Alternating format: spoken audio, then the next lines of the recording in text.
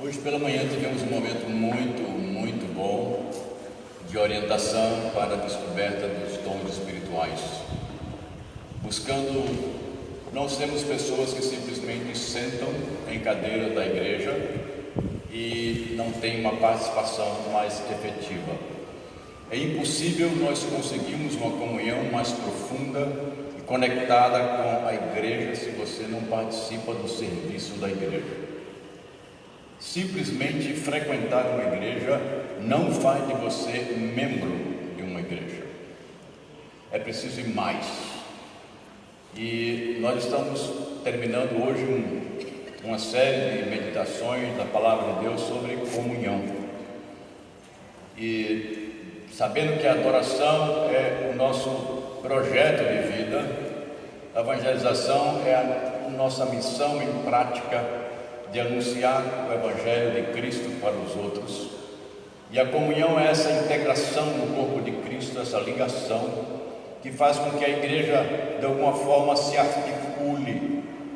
E domingo retrasado, falamos sobre uns aos outros, os mandamentos recíprocos, de muitas maneiras, de ajudar uns aos outros, de servir uns aos outros, de confessar os pecados de uns aos outros, de amar uns aos outros e de cumprimentar uns aos outros, e a lista é grande. Apenas colocamos essas 5 classificações. Entretanto, irmãos, se não houver uma mudança efetiva por parte de você, não adianta você reclamar que a sua igreja não produz comunhão. Algumas pessoas vêm 1 ou 2 vezes no mês e querem que a igreja tenha comunhão com ela. Isso não acontece. Isso não vai produzir o que você deseja. Envolvimento, participação são ingredientes não negociáveis se você quiser ter comunhão com uma comunidade. O ser humano, ele é assim. Ele é ser social. E quando ele é ser social, ele tem o que vamos chamar de dizer nos seus elos ou os seus grupos de relações nas quais ele se sente bem, porque ele é notado, ele é alvo de comentários, ele participa, ele nota, ele não é uma pessoa que chega e sai e simplesmente não faz diferença. Na verdade, esse círculo de relacionamentos, por causa da nossa estrutura social urbana, ele está diminuindo. Na cidade do interior você conhece bem mais gente do que você conhece onde você mora. Isso é fato. E como eu sou e você também é um ser social, nós começamos a ter carências sociais. E às vezes queremos descarregar isso tudinho na igreja. Queremos que a igreja supra todas as nossas carências sociais. Porque eu não consigo ter bons relacionamentos, eu não consigo ter amigos mais próximos, eu não consigo ter pessoas que me entendem de uma maneira mais adequada. E aí eu chego na igreja, da qual eu frequento, mas não participo, estou fazendo essa diferença, e eu começo a criar um peso. É interessante você notar que algumas pessoas qualificam determinadas igrejas como frias, pelo simples fato desta igreja não dar o nível de comunhão que ela gostaria de receber. Aquela igreja é fria. Mas tem pessoas que pensam justamente o contrário. Eu prefiro ficar na conversa mais comum assim, no meu cantinho e você no meu, e elas vão se sentir bem desta maneira. Mas eu tenho o costume, você também tem, de avaliar os outros a partir das minhas próprias lentes, e não seria diferente. Você vai analisar a carência de acordo com a sua carência. Você vai analisar aquilo que satisfaz de acordo com as suas necessidades satisfeitas. Simples assim. Você vai no supermercado procurar um produto que você quer e você não encontra, você não sai de lá satisfeito. Pode ser o maior supermercado que você quiser. Se não tiver o que você queria, você não está satisfeito. Mas você vai na bodeguinha da esquina e quando chegar lá, tinha o que você queria. Você vai dizer, aqui é bom. É isso mesmo? Você vai fazer suas compras aí agora? Vai fazer todo o resto da sua vida de compra de suprimento do seu lar na bodeguinha da esquina? Vai mesmo? Eu estou falando desse assunto, irmãos, porque o tema da minha conversa hoje à noite é koinonite, doença na comunhão. E ela tem alguns rumos que eu preciso entender, porque geralmente quando eu falo desses aspectos, ou quando algumas dificuldades são colocadas na igreja, eu sempre transfiro para o outro. Eu nunca penso em mim mesmo, como um participante para aquilo poder estar acontecendo. Ou seja, se eu não sou parte da igreja, a igreja é que está com problema. Se eu sou parte da igreja e o outro não fala comigo, o outro é o problema. Se eu sou membro da igreja e não está no nível que eu quero, peraí, mas qual a tua participação? Então eu gostaria que nessa noite você começasse a analisar o texto da palavra de Deus a partir da sua própria ótica. Como eu, ou o que eu devo fazer, ou preciso fazer, para, se estiver doente, curar. Se eu não estiver doente, como não entrar nessa tendência ou apresentar sintomas dessa enfermidade? Eu quero que você abra a Bíblia no texto de Atos, capítulo 4, versículo de número 32. Atos 4, 32. A igreja de Jerusalém, ela é uma referência para nós de muitos aspectos, não só de coisas positivas, mas também de algumas atitudes e ações que merecem a nossa atenção e cuidado. Entendendo que o livro de Atos faz parte de um grupo de escrito sagrado chamado teologia narrativa.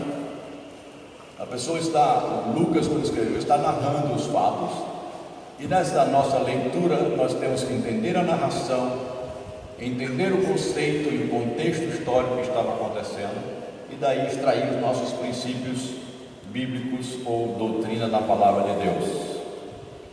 Todo mundo abriu? O texto diz assim: todos os que creram pensavam e sentiam do mesmo modo.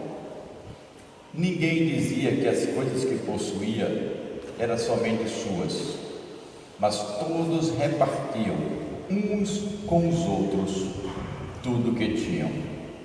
Com grande poder, os apóstolos davam testemunho da ressurreição de Jesus Cristo, e Deus derramava muitas bênçãos sobre todos. Não havia entre eles nenhum necessitado, pois todos os que tinham terra ou casas as vendiam, traziam dinheiro e o entregavam aos apóstolos, e cada pessoa recebia uma parte de acordo com a sua necessidade. Foi assim que José vendeu um terreno dele e entregou o dinheiro aos apóstolos. José era levita e havia nascido na ilha de Chipre. Os apóstolos o chamavam de Barnabé, que quer dizer aquele que dá ânimo. Não é uma igreja sensacional? Você olhando assim? Imagine um movimento desse aqui nessa igreja, de um se preocupando com o outro num nível tão intenso que eu vendo as minhas propriedades, vende o seu apartamento, vende a sua casa, vende a coisa que você tem extra, pega esse dinheiro, coloca na mão da junta diaconal e diz assim: se tem algum necessitado, manda eles buscarem aqui à medida que precisarem. A primeira vista assim é algo extremamente profundo, e não se trata de um comunismo de imposição, mas sim de uma visão social cristã. Eu estou dando e repartindo o que é meu, e pensando uns com os outros, eu estou sentindo do mesmo modo uns com os outros, e o nível de comunhão desta igreja era profundamente seguro, estável e amplo. Entretanto, queridos, a pergunta, e a primeira que eu faço hoje à noite é: Numa igreja sadia como essa, poderia ter membros enfermos? Resposta: sim.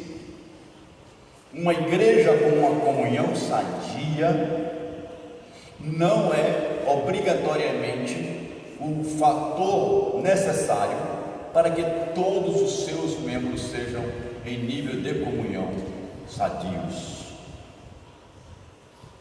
Eu estou dizendo isso porque se você virar a página da sua Bíblia, pelo menos na minha aqui, capítulo número 5, que propositalmente eu deixei mais para frente, porque é o meu foco de estudo nesta noite.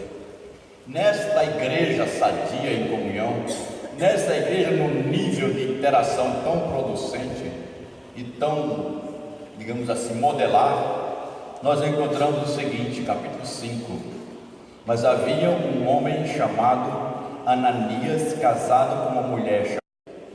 Então, por que você resolveu fazer isso? Você mentiu. Você não mentiu para seres humanos, você mentiu para Deus. E olha, meus irmãos, assim que ouviu isso, Ananias caiu morto, e todos que souberam do que havia acontecido ficaram com muito medo. Não é um contraste muito grande? Uma igreja sadia com pessoas tão doentes assim no meio dela? Sim. Então a primeira declaração que nós precisamos entender é que pode acontecer numa igreja estar no nível de comunhão adequado e sadio, e no seu meio existirem pessoas que estão em nível de comunhão de doença. E no caso deste casal, Ananias e Safira, eles estavam vivendo uma doença de comunhão extremamente perigosa, que eu a chamo de koinonite. E entendendo esse primeiro aspecto, de que a comunhão é necessária na igreja, a comunhão precisa ser praticada na igreja, a comunhão não pode ser danificada na igreja como comunidade de Deus, mas isso não elimina o fato de, nesta igreja que busca o ideal, haver pessoas que estão enfermas quanto a esse relacionamento ideal. Isso não significa que elas devem morrer, como você leu aqui. Nós vamos explicar um pouco melhor esse fato, mas você tem que entender que o ideal buscado por aqui nem sempre é acompanhado por grupos que fazem parte desta igreja. Se você for avaliar agora a igreja de Jerusalém por Ananias e Safira, o que você diria da igreja de Jerusalém? Se você conhecesse apenas as ações de Ananias e Safira, que reputação você daria a esta comunidade nova da cidade de Jerusalém? Como que você avaliaria esta igreja de uma pessoa que tinha um terreno e você sabe que ele vendeu o terreno, vamos supor, o bem dele por 200 mil, ficou com 100 mil e deu 100 à igreja, dizendo que tinha vendido por tudo, tinha vendido por aquele preço e dado tudo à igreja. Ele não precisava vender, como Pedro disse, ele não precisava dar dinheiro nenhum, como Pedro também disse, mas se ele disse que deu tudo, ele precisava ser honesto. A pergunta é: por que Ananias e Safira fizeram essas coisas? Irmãos, a primeira coisa que eu quero que você entenda dentro desse aspecto de igreja sadia, e podendo haver membros não sadios, o que esses membros queriam era a aceitação da comunidade que estava fazendo isso. Eles queriam ser vistos por uma igreja que dava tudo, como membros também que davam tudo. Esse era o objetivo. Eles nem queriam ser considerados membros de segunda categoria, membros que não se dedicavam ministerialmente, como a grande maioria ou a maior parte da igreja de Jerusalém estavam fazendo. Quando você lê o capítulo 4, versículo 32 em diante, você vê que ali era uma tônica da igreja. E aquele casal enfermo não queria ser olhado, digamos assim, de banda. E eles começaram a fazer coisas para poderem ser recebidos e, de alguma forma, desfrutar do nível de interação, de comunhão de uma igreja que estava disposta a compartilhar praticamente tudo o que tinha. Por trás disso, irmãos, está a grande necessidade do ser humano de ser aceito. Mas o perigo disso é que ele é egoísta. O ser aceito é uma carência nossa. Fomos criados para sermos aceitos uns pelos outros. E uma das verdades que a Bíblia diz é que Deus nos aceitou em Cristo. Fomos aceitos novamente por Deus. Ser rejeitado é uma das coisas que mais dói na gente. É você querer se aproximar de uma pessoa e a pessoa dizer: eu não quero nada a ver com você. Isso dói. A gente não gosta disso. Então, o ser aceito é algo que o nosso ser busca por natureza. Somos assim. Isolacionismo é uma enfermidade. Mas aqui nós estamos tratando de um outro assunto, que não é essa questão do viver separado, porque isso não é a regra. A regra é a nossa busca por comunidade, de ter pessoas que interagem conosco, que apoiam e são apoiadas por nós, que têm significado para a minha vida e eu tenho significado para elas. Eu as amo e elas também me amam. Eu me sinto muito bem e você se sente muito bem quando essas coisas acontecem. Ananias e Safira queriam ser vistos pela comunidade como membros ativos, participantes e serem acolhidos pelo todo por participarem daquele perfil que era e deve ser uma igreja cristã. Entretanto, eles estavam com koinonite. E aqui, meus irmãos, nós encontramos duas ramificações que podemos descer sem muitas delongas, mas para você entender algo bem prático da palavra de Deus, algo que eu vou chamar de koinonite aguda. Isso é o que dá a ser irmão de médico, né? A koinonite aguda é aquela intensa, e é aquela que vem com muita força, e ela não respeita os limites da palavra de Deus.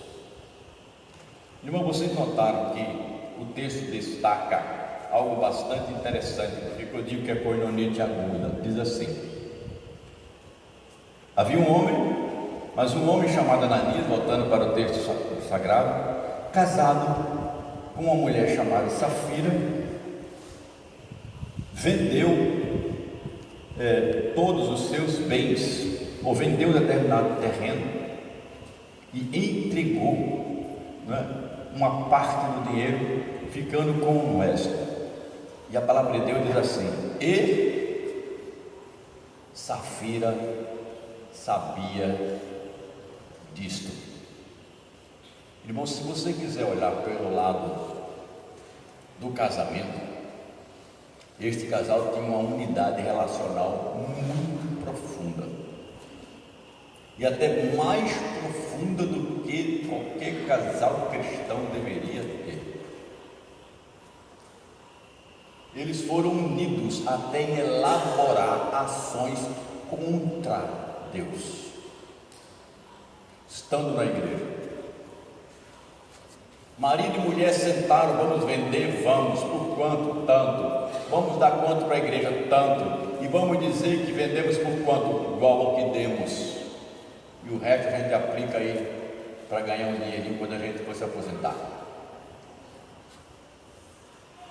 Eles concordaram harmonicamente em mentir para a igreja. Se eu olhar Ananias e Safira como um grupo dentro da igreja, e a família talvez seja o grupo de maior intensidade de comunhão que uma igreja pode ter, um núcleo de comunhão é a família, e quando a família é mexida nesse nível de comunhão, isso afeta também a relação com a igreja. Não tem como. O modelo da igreja é o que se pratica na casa. Um homem que não governa bem a sua casa não pode ser candidato para liderar a igreja do Senhor. 1 Timóteo 3. Então, quando esse nível de comunhão familiar está ameaçado, ele não vai conseguir ser suprido pela igreja. Ele pode ser ajudado, mas esse nível é o nível maior de comunhão, e a igreja precisa ser vista agora sim como uma família de Deus, porque o modelo é familiar. Então, nesta família maior, se busca aquilo que se pratica na família menor. Ananias e família, sim, era um grupo pequeno da igreja de Jerusalém, e que se juntou, fechou, idealizou e egoisticamente planejaram se manter dentro da comunidade com uma vida de segregação, de separação entre verdade e aparência. E aí se instalou a doença. Eu não sei até onde essa percepção de Ananias e Safira chegou ao ponto em que a coisa se tornou tão sólida que eles não viam mais como um pecado. Porque é assim que acontece, irmãos. Eu começo a usar justificativa para as coisas, eu começo a encontrar determinadas explicações para o que eu estou vivendo, eu coloco tanta responsabilidade do lado de fora, que aquilo que é óbvio, que depende de você, é visto mais para você agora como tão óbvio, ser dependente dos outros. Deixe-me sair das explicações teóricas e dar um exemplo prático para a gente começar a perceber. Um irmão está com dificuldade de relacionamento com um grupo, e ele tem a parcela pessoal dele de problema, mas ele começa a ver que no grupo tem um irmãozinho que faz tal coisa, tem uma irmãozinha que faz tal coisa. O grupo, um belo dia, se esqueceu de mandar o zap para ele, dizendo que ia fazer tal coisa. Aí ele sai juntando essas coisas todinha e diz: está vendo? Está vendo que ninguém gosta de mim? Está vendo que ninguém se interessa por mim? Olha, seu fulaninho falando com o dona Segunda, eu sei, ele não falou, mas eu sei que ele estava pensando em mim. E aí ele sai construindo uma estrutura, muitas delas indutivas e não dedutivas de fatos, pensando: pode ter sido isso, aquilo ali eu já sei, pensou em mim, fez aquilo ali eu já sei, o alvo era eu. E assim vai montando uma lista de situações que no final essa pessoa é a vítima. E todo o resto da igreja é o problema. E os irmãos da igreja é o problema. Os presbíteros da igreja são os problemas. O diácono da igreja é o problema. Vocês estão entendendo o que eu estou querendo dizer? A estrutura gira em torno de alguns defeitos que existem, de tal forma que montam para essa pessoa uma plataforma de pressupostos de que ela não tem nenhuma responsabilidade, que aquilo ali não é problema mais. Não acredito que Ananias e Safira chegou à plenitude do que eu estou dizendo para vocês, mas chegarem a este ponto de se expuserem na igreja, levarem a essa exposição de mentirem para a liderança maior, que era Pedro, dizendo uma coisa que jamais era verdade, como se verdade fosse. Eles já haviam introduzido para si mesmos uma estrutura de igreja que não tinha nada a ver com a igreja de Jesus Cristo, embora o que eles quisessem era comunhão na igreja. Vocês estão me entendendo? Quando a igreja não balança a cabeça assim, eu acho que não está entendendo não. Nem um amémzinho, né? Amém, então tá bom, está entendendo. Porque esse assunto é muito importante. Aqueles irmãos criaram uma cultura dentro deles mesmo, como uma bolha, onde a verdade se transformou em mentira e a mentira se transformou em verdade, e eles começaram a agir desta maneira. Se você conversasse com Ananias e Safira, você ia dizer assim: que casal crente, dedicado. Mas na verdade eles eram doentes. E a cultura de fechamento aqui foi tão forte que aquilo ficou dentro, digamos, da panelinha dos dois. Eles conseguiram manter isso. Irmãos, sabe o que fez a coisa vir à tona com essa doença na igreja? A revelação do Espírito Santo de Deus a Pedro. Deus que conhece o coração de todos, disse ao líder da igreja: tem doença aí. Isso aí não é oferta ao Senhor, não é aroma suave, não é verdade na adoração, isso é adoração falsa, e eu não aceito. E o fato, irmãos, é que coinonite aguda mata. Eu não estou profetizando que ninguém que entre nessa vai morrer, por favor. Eu estou dizendo que é destruidor. Quando qualquer grupo da igreja, 2, 3 ou 4, no caso aqui só 2, se juntam e tentam colocar uma mentira como verdade, o resultado disso é destruidor. E pode matar muita coisa. E pode se reverter como disciplina de Deus, porque você está querendo enganar a igreja de Deus. E quando você mexe de uma maneira errada com a igreja de Deus, o texto é claro, você não está mentindo para a igreja, você está tentando mentir para Deus. E de Deus ninguém zomba. Você não mente, você não brinca com Deus. A comunhão da igreja, irmãos, exige transparência. E se você está querendo manter uma comunhão de uma vida que você não tem, querendo mostrar uma coisa que você não é, e querendo que a igreja lhe trate daquilo que você não faz, isso é mentira. E Deus não vai aceitar isso de você. Isso vai gerar problemas na igreja. Nós não vamos estar indagando para você essas coisas, mas eu quero esclarecer aquilo, porque esclarecer o necessário, porque o Espírito Santo de Deus fez revelar este fato oculto para nós nas Sagradas Escrituras, das Escrituras Sagradas, para que eu e você não cometêssemos os mesmos erros de tentar uma comunhão de santidade de uma vida que eu não vivo, de ser visto pela igreja como homem ou mulher de Deus que eu não sou. Isso é doença. Você não vai conseguir uma comunhão na igreja dessa maneira, porque Deus não vai deixar, porque a igreja é Deus.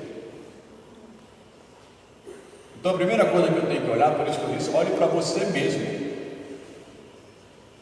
O que é que está em mim? Irmãos, eu creio que essa é uma doença contagiosa. Por que eu digo isso? Porque nós somos seres sociais. Quando você tem um problema com Dona Maria José da Costa, espero que não tenha nenhum aqui, você tem um problema com Dona Maria José da Costa, e você conversa com alguém, como a língua da gente coça para falar de Dona Maria José da Costa. Você viu Dona Marinha, que ela mostrava, pode ser nem que eu diga, mas lá na cabeça eu já disse. Sabe qual foi a última dela? E aí o outro que não sabia nada faz: qual foi? Ah, não acredito. Você não conhece Dona Marinha? E aí despenca todo o seu repertório do que você gostaria que as pessoas tratassem Dona Marinha. Quando essa pessoa que me ouviu e não ouviu nenhum ar da Dona Marinha, você chegou num belo dia na igreja, estava entrando, quem é que estava entrando pela rampa com você? Dona Marinha vai, essa, toda a alegria que ela tem, falsidade.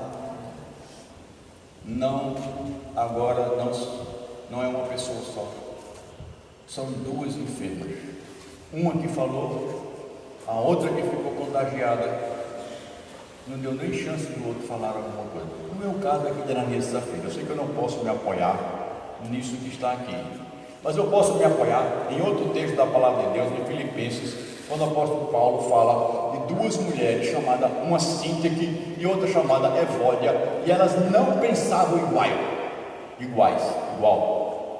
Elas não estavam em desacordo. Estavam em desacordo, não estava em acordo. E a situação na igreja, uma igreja harmoniosa, irmãos. Filipos era uma igreja tranquila, mas Paulo no capítulo 2 diz: olha, irmãos, Quer uma alegria para mim? Eu quero que vocês pensem as mesmas coisas, sintam as mesmas coisas, vivam juntos harmoniosamente.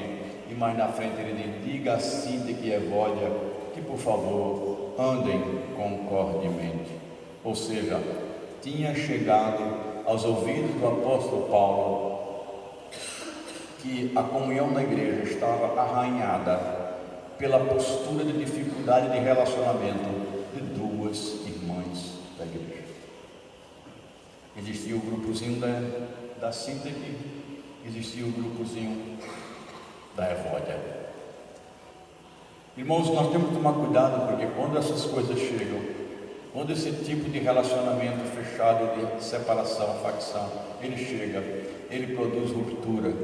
Ao invés de produzir aquilo que devemos buscar, que é a comunhão, ele produz interação mais ativa em grupos que se dividem, de que vai um para o lado, não vai um para o outro. Isso não é comunhão na igreja.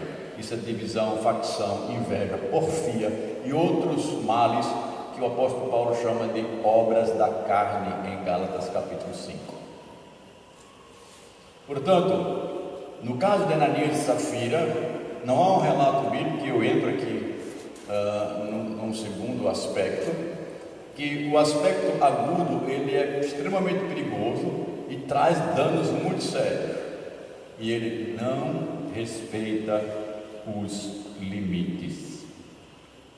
Mas existe um outro lado, irmãos, que é a chamada, que eu chamo de koinonia crônica. E a koinonia crônica é preciso tempo. Você não produz essa doença assim da noite para o dia. Ela é gerada pelos grupinhos que se formam e se fecham por tempo continuado. Ananias e Safira não estavam vivendo isso. Se você notou no texto, não há relato de ninguém mais associado ao que Ananias e Safira fizeram juntos. Notou isso?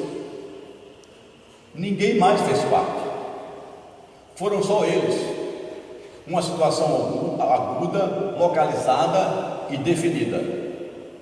Entretanto, quando o aspecto é crônico, ele envolve um grupinho maior, ou envolve até, pode ser na estrutura social, gerar até um gueto, uma maneira de pensar, um jeito de agir comunitário bem maior, de fechamento. Algumas comunidades são vistas, igrejas, como gueto de fechamento.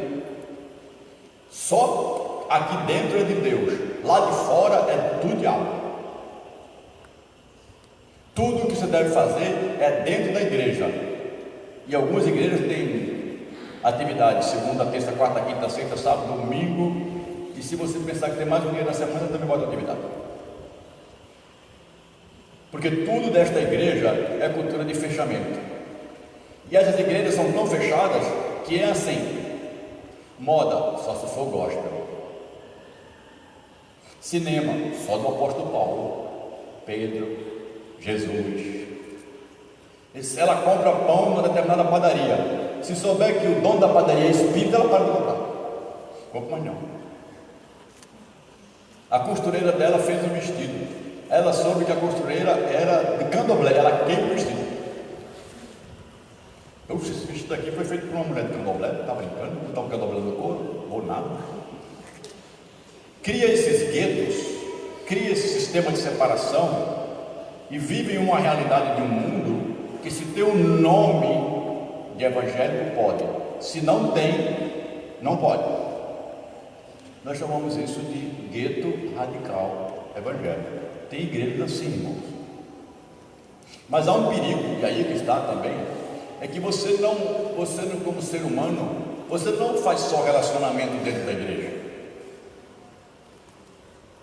Esse grupo corta a estrutura do mundo e deixa relacionamento só para a igreja. No mundo é como gente morrendo afogado. Você vai com o seu barco de salvação, o cara se converteu, você joga dentro do barco e traz daqui para o gueto. Mas existem outras comunidades. São as comunidades que entendem que é preciso estar em contato com a não igreja. E é possível fazer relacionamentos com não cristãos. Sim, o problema é quando você passa a compartilhar a sua vida com não cristão. não é conviver com o não cristão, é compartilhar vida com o não cristão. Chegar com uma pessoa e começar a conversar sobre princípios de casamento, princípios de honestidade, princípios de verdade, princípios de criação de filhos, princípios de posicionamentos políticos, e você acha que aquela pessoa tem o mesmo discernimento espiritual que você. E você acha que você pode participar dessas coisas como se fosse um deles e ele um de vocês. Engano. O crente não pode compartilhar a sua vida, o apóstolo Paulo, com não cristãos, ao ponto de haver essa interação. E aí você está se expondo. 1 Coríntios capítulo 6, versículo 14, o apóstolo Paulo diz: vocês não podem se juntar com incrédulos para trabalhar. Vocês não podem ser sócios no trabalho. Não é juntar para trabalhar, não é ser empregado de quem não é crente. Abrir uma sociedade com uma pessoa que não é cristã, você vai ter problema. Porque o certo para você, para o outro é burrice. E a esperteza do negócio do outro, para você é desonestidade. Esse mesmo texto é aplicado para relacionamento conjugal. Jovem, você não pode ter comunhão de namoro com uma moça não cristã, e você, moça, não pode ter comunhão de namoro com um moço não cristão verdadeiro. O mesmo texto em Coríntios capítulo 6, Paulo pergunta: que união tem do crente com o descrente? Da justiça com a injustiça? Da luz com as trevas?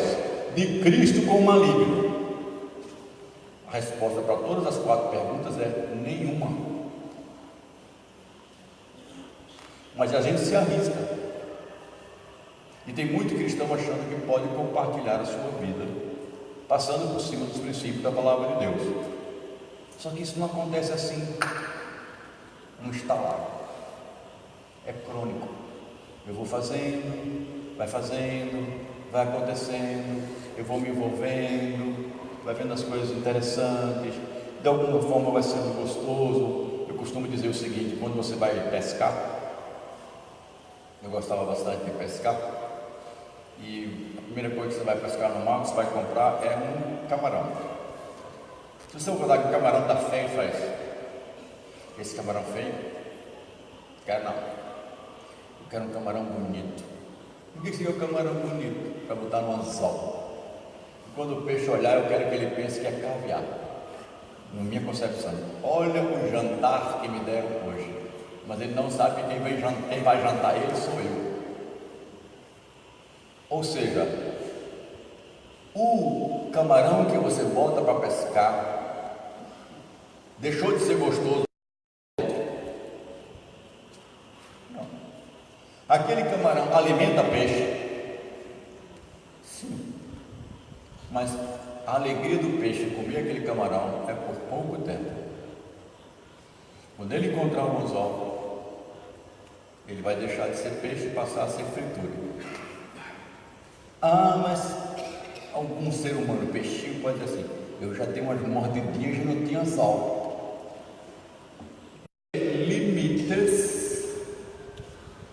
E eu ainda preciso ver o nível de comunhão que eu vou manter com uma pessoa dentro da igreja. Como assim, pastor? Irmãos, mesmo na outra carta que o apóstolo Paulo escreveu, no capítulo 5 da primeira carta do apóstolo Coríntios, o apóstolo Paulo, ele fala de um homem que estava na igreja, fazendo parte da comunhão da igreja, e ele estava vivendo com a madrasta. Eu não sei se o pai já tinha morrido, eu não sei, mas o fato é que ele estava numa situação extremamente antiética. Podia ser até em termos práticos legais, mas era extremamente antiético. E o apóstolo Paulo diz: vocês nem chamaram esse homem para resolver essa questão? Muito provavelmente o pai deveria estar vivo, e ele estaria em adultério com a madrasta. E aí o apóstolo Paulo faz: olha, em pessoas como essa, que se diz cristão, mas é ladrão, mentiroso, imoral ou roubador, gente dessa linha, você nem sequer coma um sanduíche com ele. No texto original faz uma refeição.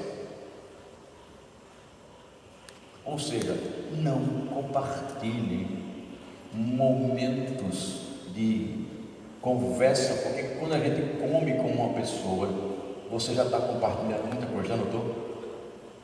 Se sentar aqui no Entre Nós para tomar uma sopinha com alguém, você não vai falar da sopa, vai? Oh, tem ervilha. Não, também tem cenoura. Acho que isso aqui é macarrão. É assim que você faz, né? Não é nada disso. Ei, faz tempo que eu não te vejo. Onde é que tu vai fazendo? Eu estou trabalhando em tal lugar. E aí a sopa está descendo. Ou o hambúrguer, conversando com os outros, partilhando a vida. Então, há limites. E aí que é que eu digo, irmãos, quando você começa a partilhar de um grupo, tem dois problemas que podem gerar enfermidade.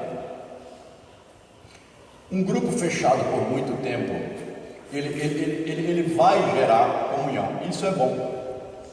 Eu preciso de um grupo mais perto de mim, que me conhece melhor, que sabe quem eu sou e que pode atender às minhas necessidades sem eu ter que explicar tudo o que está acontecendo. Não é verdade? Eu preciso disso.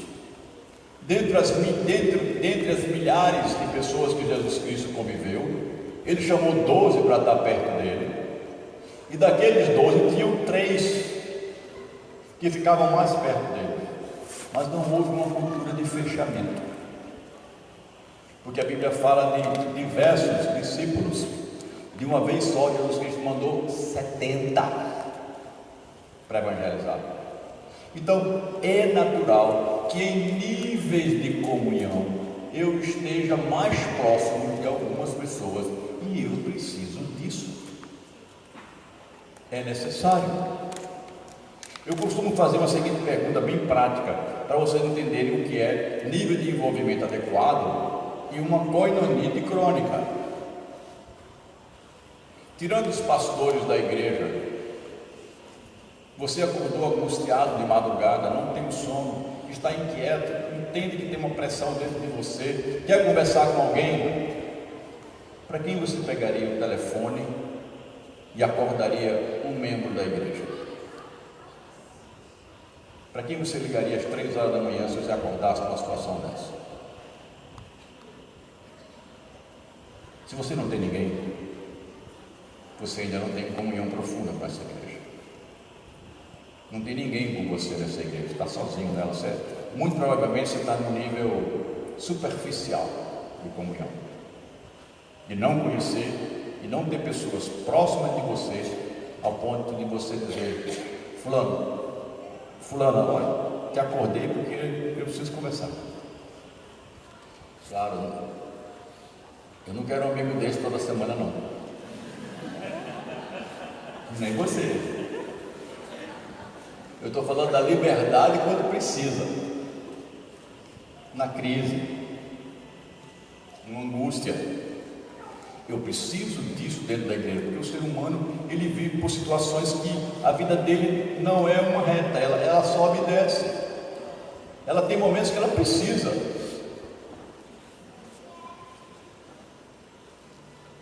A primeira linha eu sei que é conjugal, eu sei disso. Marido falando com a esposa falando com o marido. Mas às vezes essa linha já está difícil, precisa um pouco de ajuda. A igreja está aí para isso. Não estou falando disso. Eu estou falando daquele grupo que 1 mês, 2 meses, 3 meses, eles vêm para a igreja, conversam com a mesma pessoa, comem um hambúrguer com a mesma pessoa. Quando vai para o encontro de comunhão e nascer da igreja, fica junto da mesma pessoa. Chama para casa os filhos da mesma pessoa. Vamos no shopping ver um cinema com a mesma pessoa. Ao longo do tempo você vai se fechar e você não vai querer pessoas diferentes. Aquilo ali é confortável, aquilo é agradável. E mais, começa a se criar ao redor, porque ali começou uma koinonite de fechamento, de fazer com que pessoas estranhas não venham.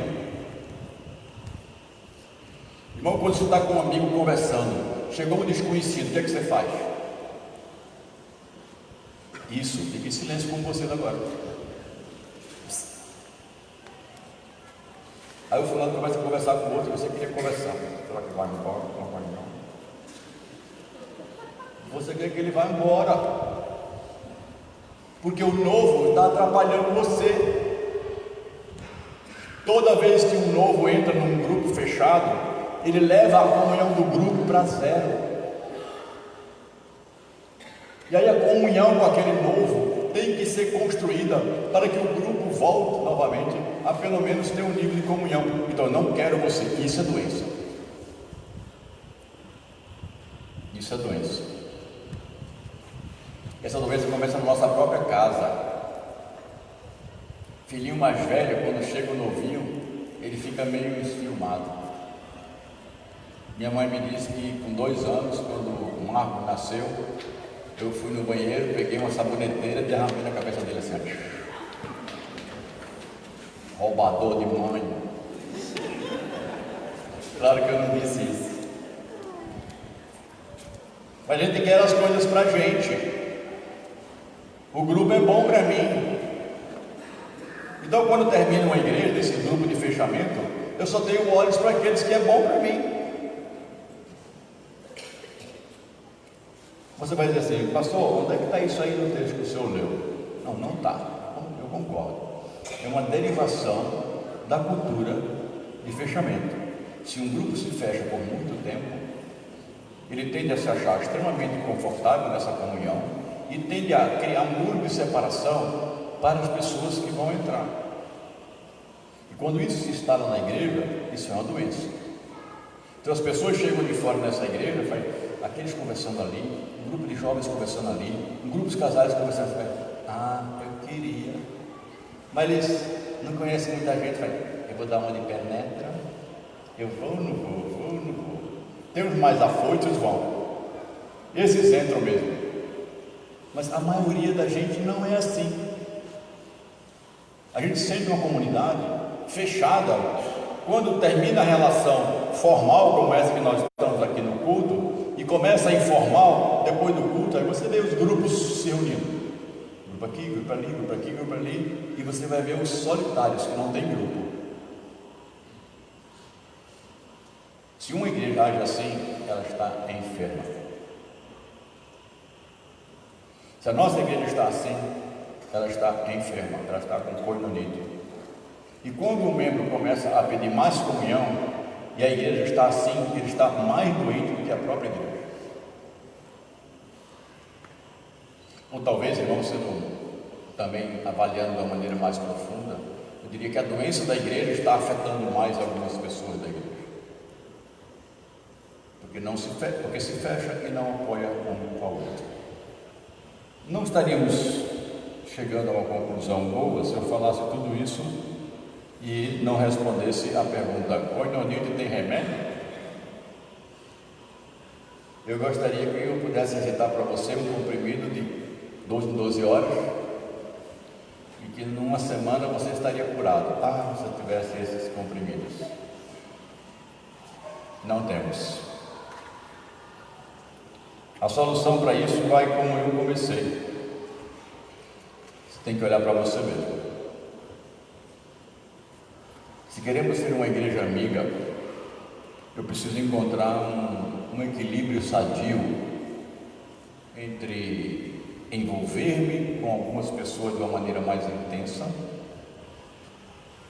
e estar aberto para me envolver com mais pessoas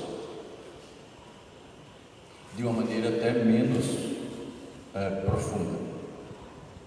Ananias e Safira, eles desfrutavam talvez do maior nível de comunhão entre dois seres humanos. O nível chegou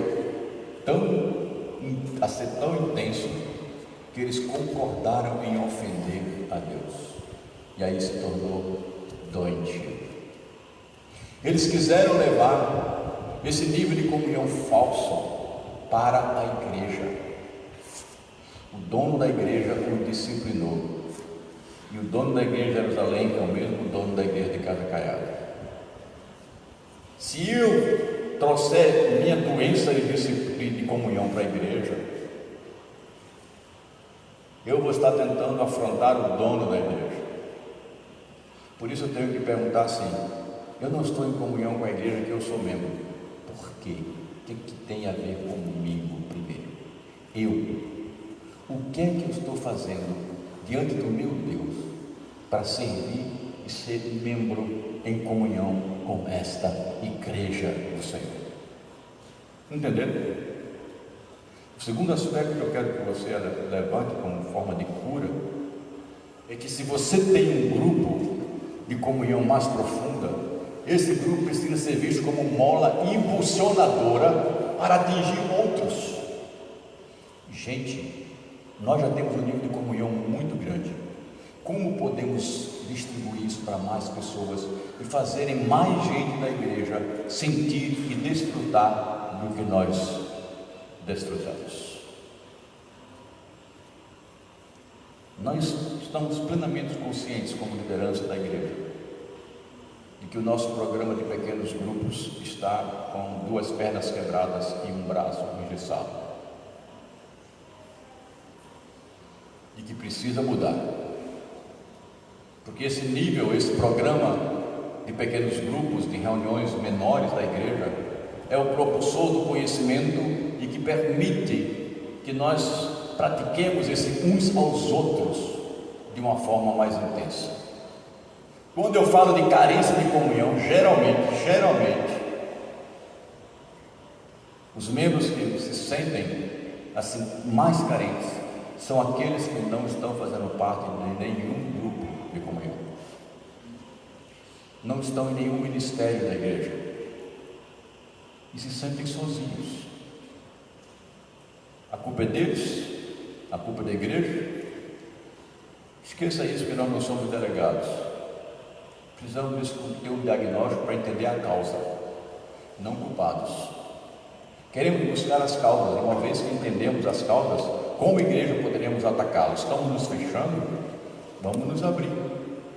O problema sou eu, resolvo comigo e com Deus. Eu estou contagiando da maneira errada a outras pessoas? Pare de fazer isso. O remédio é você, o remédio sou eu, o remédio somos nós, diante de Deus. A vontade de Deus, queridos, é que essa doença ela seja eliminada da igreja. Tem uma boa notícia e tem uma má notícia. Vai a má notícia: não existe milagre para a cura de relacionamentos. Se você tem problemas com relacionamento dentro da igreja, não adianta você pedir por um milagre, isso não vai acontecer.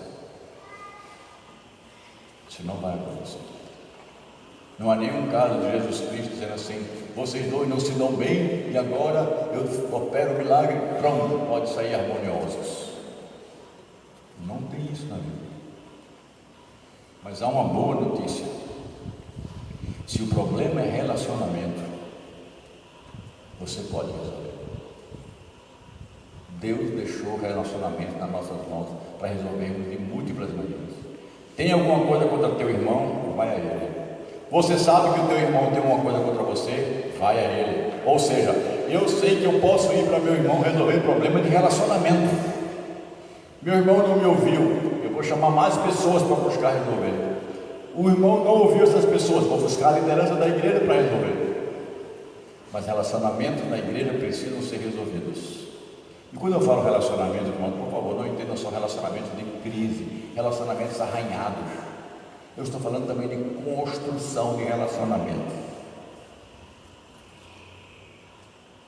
E para isso, irmãos, você precisa quebrar a sua zona de conforto e se ver como instrumento de Deus para que a igreja desfrute de maior comunhão. Entenderam? Você entendeu? Diga amém bem alto, meu. Todo mundo que falou amém está responsável a partir de hoje de ser um agente de saúde para curar a koinonite na igreja.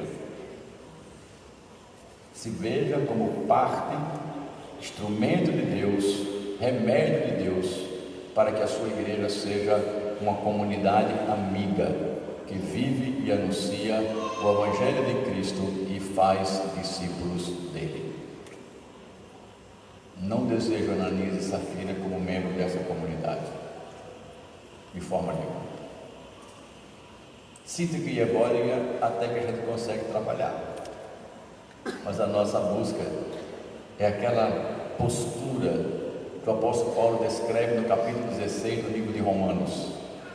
Uma lista de mais de 16 pessoas da igreja de Roma que trabalhavam unidos, juntos, cada um em função diferente para o reino de Deus, e que eu e você sejamos um desses que contribui para o relacionamento maior e sadio da igreja. Curve sua cabeça.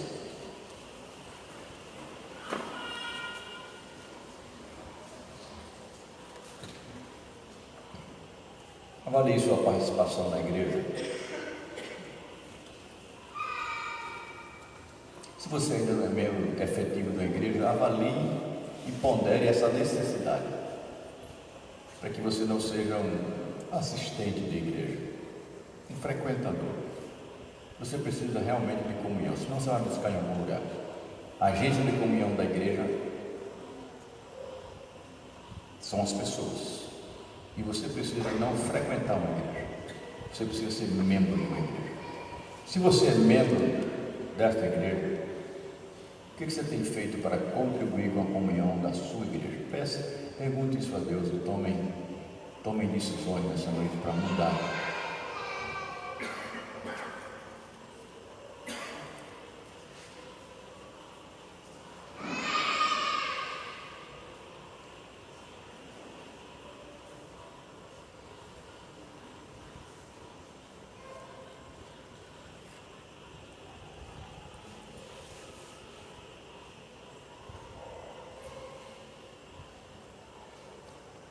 Deus eterno, Senhor Jesus, que nos livrou do pecado, que nos fez filhos do seu amor, Divino Espírito Santo, autor da comunhão da igreja, Trindade Santa, te pedimos agora a tua intervenção na nossa comunidade, que é tua em primeiro lugar, que nós possamos dar passos mais largos e sermos uma igreja mais coesa, mais atenta à tua voz, mais praticante do relacionamento uns aos outros, uma igreja mais sadia na comunhão verdadeira, sincera, e não uma comunidade que constrói muros. Ajuda-nos a quebrar, ó Deus, esses muros que existem, ajuda-nos a romper essas separações que às vezes nós mesmos construímos, ampliar um pouco mais, viver mais a igreja, oferecer um ao outro mais igreja. É o teu Espírito que nos dá isso, pela graça de Jesus, com a autoridade do Deus que servimos e adoramos. Oramos assim em nome do Pai, do Filho e do Espírito Santo. Amém.